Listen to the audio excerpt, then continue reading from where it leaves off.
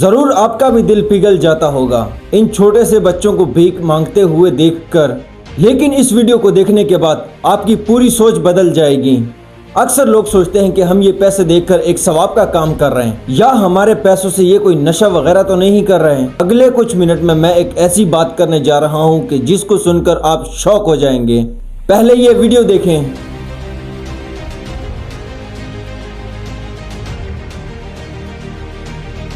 آج کل بھیک مانگنا مجبوری نہیں بلکہ ایک مرض بن گئی ہے، اور یہ لوگ ایک سیلری والے انسان سے 10 گنا زیادہ کماتے ہیں۔ آپ نے کبھی نوٹ کیا ہوگا کہ جب ایک عورت بھیک مانگتی ہوئی آپ کے پاس آتی ہے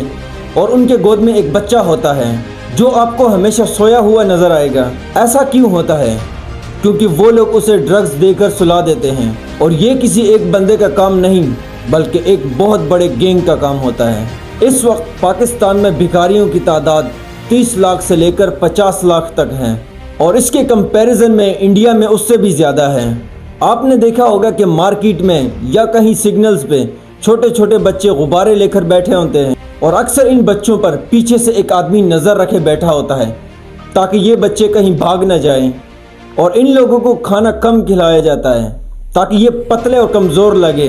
تاکہ لوگ اس پر رحم کریں۔ اور ان لوگوں پر ہزاروں ایسے کیسز آ جاتے ہیں کہ یہ بچے انہوں نے کہیں سے اغوا کیے ہیں یا کہیں سے چرائے ہیں۔ انڈیا میں ہر سال 40,000 سے زائد بچے غائب ہو جاتے ہیں، جن میں سے 11,000 کا کہیں سے پتہ بھی نہیں چلتا، اور ان کے جو بڑے بزنس مین مافیا ہوتے ہیں وہ انہیں اغوا کر کے کہیں دور کسی اور شہر میں جا کر ان سے بھیک منگواتے ہیں، اور اگر لڑکی کو کہیں سے کڈنیپ کریں تو ان پر غلط بزنس چلائے جاتے ہیں۔ وہ لوگ انہیں مارتے ہیں، پیٹتے ہیں اور ڈرگز کا نشہ دیتے ہیں تاکہ یہ بچے ان ڈرگز کے عادی ہو جائیں، اور ان جیسے کئی گینگز ہمارے علاقے میں موجود ہوتے ہیں۔ ان میں سے بعض اوقات ایسا بھی ہوتا ہے کہ ان بچوں کو انٹرنیشنل لیول پر سپلائی بھی کیا جاتا ہے، اور انڈیا کی سرکار نے تو یہ بھی واضح کیا ہے کہ انڈیا میں 4 لاکھ بیگرز موجود ہیں، اور یہ لوگ زیادہ تر ان جگہوں پہ ہوتے ہیں کہ جہاں پر بھیڑ زیادہ ہوتی ہے، جیسا کہ مسجد، مندر، چرچ اور گردوارہ، اور آپ کو ان جگہوں پہ یہ بہت زیادہ ملیں گے، خاص طور پہ کہیں شاپنگ مال میں، کہیں میرج ہال میں۔ اب ان میں سے آپ کو 4 قسم کے بھکاری ملیں گے۔ زیادہ تر عورتیں آپ کو ایسے ملے گی کہ جن کے گود میں بچہ ہوگا اور ان بچے کے ذریعے سے آپ سے بھیک مانگیں گے، یا پھر ایسے بچے کہ جن کی عمر 5 سے 6 سال تک ہوتی ہے، جن کے پاؤں میں جوتے نہیں، جن کے کپڑے پھٹے ہوتے ہیں، اور آپ کو سڑکوں پہ ہر جگہ موجود ملیں گے۔ اور تیسرے قسم کے جو لوگ ہیں وہ ڈسیبل ہوتے ہیں، جن میں سے کسی کا پاؤں نہیں، کسی کا ہاتھ نہیں۔ اور چوتھی قسم کے آپ کو ملیں گے ٹرانسجینڈر،